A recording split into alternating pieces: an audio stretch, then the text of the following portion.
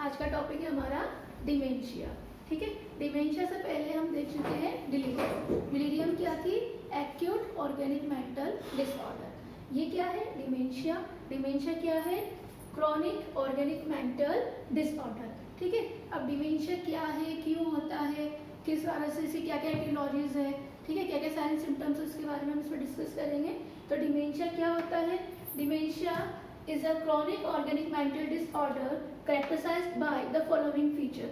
Dementia जो है ये भी एक ऑर्गेनिक मेंटल डिसऑर्डर का टाइप है। अपन ने क्लास टाइम पे इंडियन क्लासिफिकेशन पढ़ा था। इंडियन क्लासिफिकेशन में अपन ने पढ़ा था ऑर्गेनिक मेंटल डिसऑर्डर के बारे में। फर्स्ट टाइप अपन ने डिलीरियम डिस्कस किया था, सेकंड टाइप है अपना डिमेंशिया। डिमेंशिया जो है इसके अंदर फॉलोइंग फीचर्स की वजह से आप इसको आइडेंटिफाई कर सकते हैं कि डिमेंशिया है। क्या होता है डिमेंशिया के अंदर? इसमें होता है इम्पेयरमेंट ऑफ इंटेलेक्चुअल फंक्शन। जो आपका इंटेलेक्चुअल जो फंक्शंस है उसके अंदर इम्पेयरमेंट हो जाना। दूसरा इम्पेयरमेंट ऑफ मेमोरी, जो मेमोरी है उसमें इम्पेयरमेंट हो जाना। इम्पेयरमेंट मतलब रुकावट हो जाना, सही रूप से वर्क नहीं कर पाना। ठीक है, and deterioration of personality with lack of personal care. जाहिर सी बात है, मेमोरी में इम्पेयरमेंट हो रहा है, इंटेलेक्चुअल फंक्शन में इम्पेयरमेंट हो रहा है, तो ऐसे व्यक्ति जो हैं उसमें क्या हो जाएगा, उसका पर्सनैलिटी भी क्या हो जाएगा, धीरे धीरे डिस्ट्रॉय होने लग जाएगा, यानी वो अपनी पर्सनल केयर जो है वो सही रूप से नहीं कर पाएगा। ठीक है, तो ये इसके फीचर्स है। यानी डिमेंशिया क्या है? डिमेंशिया एक ऐसा डिसऑर्डर है जिसमें क्या हो जाता है, पेशेंट को इंटेलेक्चुअल फंक्शन में इम्पेयरमेंट हो जाता है, मेमोरी में इम्पेयरमेंट हो जाता है और पर्सनैलिटी का डिटोरेशन रहता है। पर्सनैलिटी जो है वो धीरे धीरे डिस्ट्रॉय होना शुरू हो जाती है। ठीक है, ये है हमारा इसका डेफिनेशन कि डिमेंशिया है। उसके अलावा डिमेंशिया क्या है, इसको आप क्या बोल सकते हो? क्रॉनिक और प्रोग्रेसिव इन नेचर। क्रॉनिक और प्रोग्रेसिव से क्या मतलब है?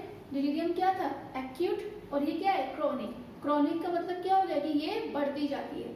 ठीक है, ये क्या है? जैसे पेशेंट को केयर नहीं मिलती, सही रूप से उसको जो केयर नहीं मिलती, धीरे धीरे धीरे डिजीज जो है, प्रॉब्लम जो है वो क्या है, बढ़ना शुरू हो जाती है। तो ये प्रोग्रेसिव है। प्रोग्रेसिव मतलब ये कम नहीं होती बल्कि प्रॉब्लम जो है वो बढ़ती जाती है।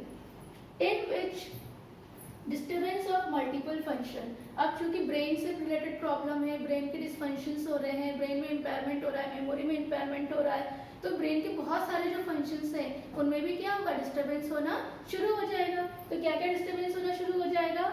मेमोरी में डिस्टर्बेंस हो रहा है, मेमोरी में डिस्टर्बेंस है तो थॉट्स, थिंकिंग, इसमें भी क्या होगा, डिस्टर्बेंस होना शुरू हो जाएगा।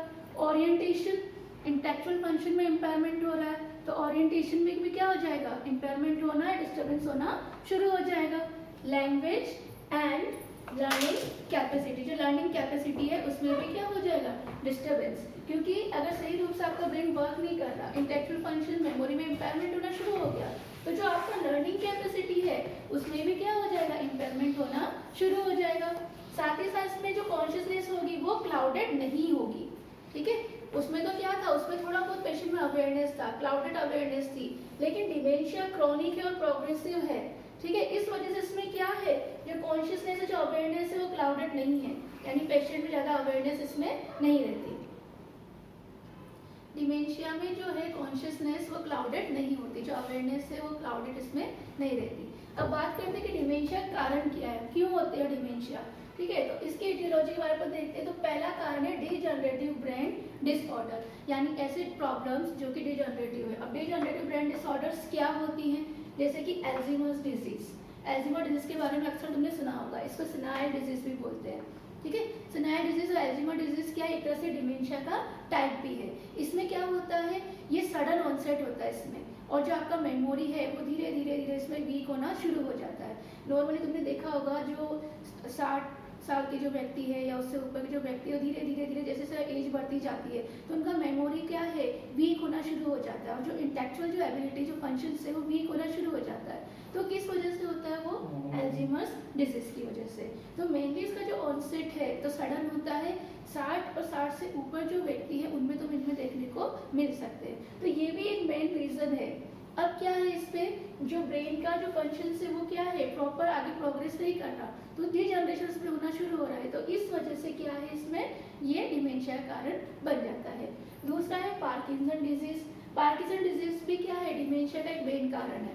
पार्किंसन डिजीज में क्या होता है, ये एक मेंटल डिसऑर्डर है, ब्रेन डिसऑर्डर है, जिसमें व्यक्ति वॉकिंग के टाइम बैलेंस नहीं कर पाता, ठीक है, बोल रहा है या कोई वर्क कर रहा है तो उसमें कोऑर्डिनेशन नहीं बिठा पाता, तो ये होता है पार्किंसन डिजीज। इसकी वजह से भी क्या होता है, डिमेंशिया। ठीक है, नेक्स्ट है अपना इन्फ्लामेशन एंड इन्फेक्शन। ब्रेन का कोई भी इन्फेक्शन हुआ या इन्फ्लामेशन हुआ तो उसकी वजह से भी क्या होता है, डिमेंशिया जो है वो शुरू हो जाता है। कैसे, जैसे कि न्यूरोसिफिलिस। न्यूरोसिफिलिस क्या होता है, सेंट्रल नर्वस सिस्टम में किसी इन्फेक्शन हो जाना, ठीक है। जब सेंट्रल नर्वस सिस्टम में किसी वजह से, मैंने सिफिलिस के बारे में बता रखा है विद सिफिलिस, इस वजह से अगर कोई इन्फेक्शन हो रहा है तो इन्फेक्शन क्या होगा, ब्रेन की जो टिश्यूज है, ब्रेन के जो फंक्शंस है उसको इम्पेयर करना शुरू कर देते हैं। अगर ये क्योर नहीं हुआ, ट्रीटमेंट शुरू नहीं हुआ, या फिर जो है इसमें कोई प्रॉब्लम ज़्यादा बढ़ गई तो उससे क्या होगा, मेमोरी का लॉस जो है वो बढ़ता जाएगा, तो ये डिमेंशिया का कारण बन जाता है। दूसरा एड्स, HIV जो इन्फेक्शन है इसकी वजह से जो है डिमेंशिया हो जाता है। टॉक्सिक इफेक्ट में पहला नाम आता है कार्बन मोनोऑक्साइड। कार्बन मोनोऑक्साइड जो पॉइजनिंग जो इफेक्ट है वो क्या करता है, वो भी डिमेंशिया को कॉज करता है। एल्कोहल, ठीक है। नेक्स्ट है इसमें मेटाबॉलिक कोज में पहला नाम इसमें है हाइपोग्लाइसीमिया। हाइपोग्लाइसीमिया क्या होता है, ब्लड शुगर लेवल का कम होना। ब्लड शुगर लेवल अगर बॉडी में कम हो रहा है, मेटाबॉलिक जो रीजन है, तो ये भी क्या है, बहुत सारे बॉडी के फंक्शंस पे इफेक्ट डालता है। बॉडी के फंक्शंस पे इफेक्ट डालता है तो उस वजह से ये क्या करता है, ये भी डिमेंशिया का एक कारण है। दूसरा है हाइपोथायरॉयडिज्म। हाइपोथायरॉयडिज्म में थायराइड जो हार्मोन्स है उसकी जो प्रोडक्शन है उसमें जो है कमी आना, ठीक है। उस वजह से क्या है, इससे ही जो हमारी बॉडी के फंक्शंस है उसमें इफेक्ट होना शुरू हो जाता है।